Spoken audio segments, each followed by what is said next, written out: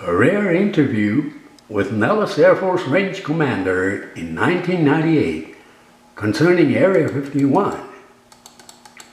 Here is a rare interview conducted in 1998 by my former colleague, the late Anthony J. Hilder, with Nellis Air Force Range Commander Bill Percival. Anthony and I both attended the public hearing in 1998 regarding the Air Force acquisition of 4,000 acres of public land. Commander Percival denied any UFO activity, secret weapons, saying that information is classified. This was a one-time occurrence since a public hearing was required for Area 51 to expand its territory to exclude the public land. Prior to this, you could hike to the top of a hill and see the base in the distance and still be on BLM land. Tenaciously, Anthony cornered the commander with questions. See this historic interview right here. We're here at the El Dorado High School. The purpose? A hearing to continue the grant or gift of your land to the United States Air Force. For what purpose? Commander Bill Percival. Well, we have a big mission here that we do on the Nellis Air Force Range. Primarily involves the testing of aircraft, the development of tactics, and the training of aircrew so that we can be ready on a moment's notice to go anywhere in the world and do our job, defend the United States and its interests abroad. At the moment, the Commander-in-Chief of the United States Air Force is before a Congressional Judiciary Committee on charges of treason, of sexual misconduct, of perjury. He's at the point or at the brink of impeachment. Now, you take your orders from him, is that correct? That's correct, I do. Regardless of what crime he may be guilty of. Absolutely. He's the Commander-in-Chief, and I'm responsible through the military chain of command and the appointed civilian authorities over me to work for the President of the United States.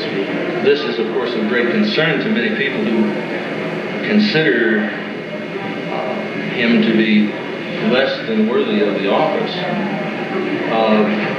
But in your capacity,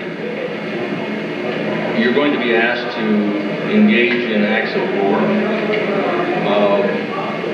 supposedly for defending the United States of America. There was a bombing recently in Khartoum, in the Sudan. There was no trial. There was certainly no conviction. And to the best of my knowledge, no evidence that there was terrorist activities. Who conducted that bombing of the people in Khartoum? I have no idea. I take a look at this area right here. If one came down from the Hancock Pass and went out the Room Lloyd Lake Road towards the facility, I noticed there's an extra 4,000 acres that were given to the Air Force for additional security. Why was that 4,000 acres given? Much of the land that you see here, 97% of it, in fact, is barely impacted by Air Force use of the range. The 97% that I'm talking about is actually used for safety and security buffers. The footprint of the weapons that we use these days, the amount of land that's within range of one of these bombs that we can drop today is quite large, and therefore we need a large buffer for public safety. Nobody wants a bomb falling in their backyard, and that's what this is here to protect against. Well, it's the 4,000 acres, which would include Whitesides and Freedom Ridge, which overlook the Groom Lake facility. This falls within the category of safety and security buffer land. Safety and security. Why was it not safe and secure to be on the mountain a week ago, and yet 2 years ago, 3 years ago, it was safe and secure? Why have you asked for the additional 4,000 acres? I understand your concern. Yes. And, There certainly is a process that we go through, a legal process that's guided by the National Environmental Policy Act and the laws that we have in this country to carefully consider each land withdrawal in this process. There are many classified activities that occur on our range. Obviously, if we're developing tactics and testing aircraft such as the F-22 and the B-2, we don't want to give an opportunity for potential adversaries to be able to watch what we're doing. It's sort of like having a football practice and having the opposing team that you're going to play the next weekend come in and watch that practice. Well, in this country, the conservative camp, or the quote vast right-wing conspiracy, if you want to call it, are very concerned about what's happening at Area 51, the Groom Lake facility. Does the Groom Lake facility exist? The Air Force has acknowledged the existence of an operating location near Groom Lake. The Secretary of the Air Force, though, has reviewed the nature of that installation and its classification and determined that the classification of it is proper. It is proper, but for the safety and security of the people of the United States and anyone going up on Whitesides and the Freedom Ridge, is there any reason why they would be not safe if they went up there now? Again, much of the range land that we have here is a safety and security buffer. The lines are drawn this way in order to provide both public safety when we're dropping live munitions, as well as security for the classified tactics and other things we might be developing on the range. There has been a number of individuals who have gone to hospitals claiming injuries or diseases or great trauma and stress as a result of having worked out at the Area 51 or Groom Lake facility. And yet the Supreme Court just days ago has denied their claim to any remuneration for injuries done to them. Some people have said they've been discarded like toilet paper and simply flushed away.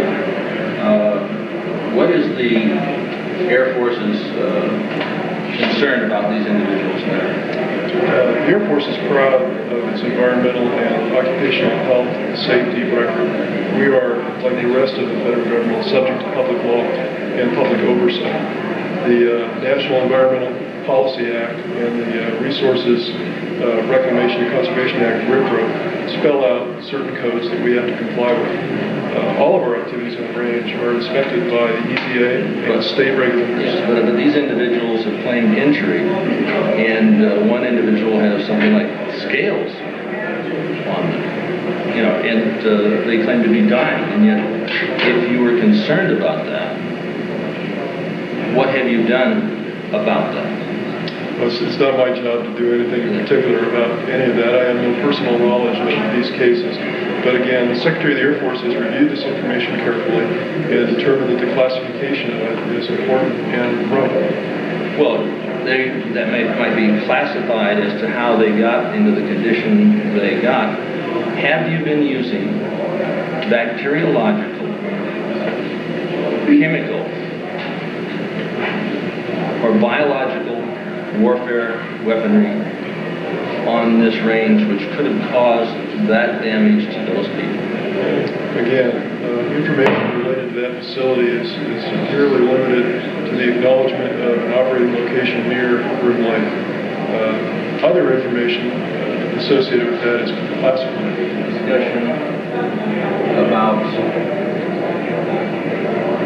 the existence of anti-gravitational flying discs.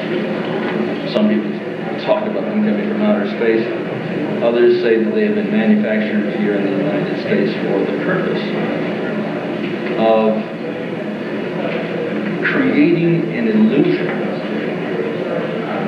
of an attack from space like in H.G. Wells' War of the Worlds. In other words, to create a panic project to frighten the public and get them to surrender their rights for a global government. Do you now, or have you ever, tested anti-gravitational flying discs on the Nellis Air Force Range, either at the S4 area, 9 miles south of the Groom Lake facility, or out of the Groom Lake facility, or any other base within the Nellis Range. My responsibilities as the Nellis Range Commander are to ensure that we provide a good training environment for development of new aircraft such as the F-22, the B-2, and older aircraft such as the F-15, where we develop tactics and modify tactics on a periodic basis. Does that include the Aurora? Once these aircraft, such as the F-22 and the F-15, come into the inventory, we have a responsibility to train these aircraft. So we use the range as a training ground for F-15, F-16, F-22 someday pilots to be able to develop their tactics and train for large-scale military operations to defend the interests of the United States and its citizens abroad. But in answer to my question, which you did not answer, have you now or ever had knowledge or been engaged in testing of anti-gravitational flying discs within the Nellis Air range we're taking a look at here now? That certainly doesn't fall within my scope of responsibility. So are you saying that you have not? I have no personal knowledge of anything like that. Have you been at the Groom Lake facility?